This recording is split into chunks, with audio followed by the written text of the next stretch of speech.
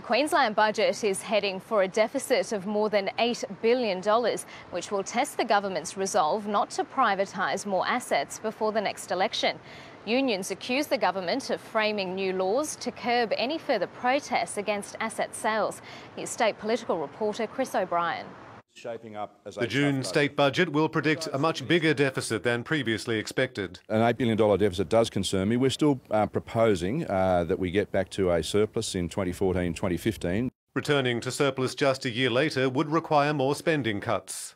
But we're also conscious that we don't want to, disadvantage everyone by going too hard on austerity measures. The other option is to sell assets as recommended by the Costello audit.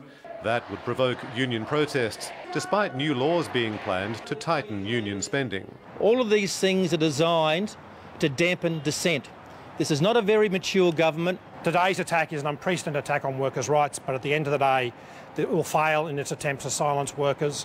The Premier says it's about holding union bosses accountable for union money. If unions want to run a campaign against my government, that's their democratic right. Bring it on. I'm happy to be part of the debate. The government will respond to the Costello recommendations in the next week or so. One of the biggest financial issues of recent times is how the cost of the Queensland health payroll system blew out to more than $1 billion. The former Premier Anna Bligh has been called to give evidence at the inquiry.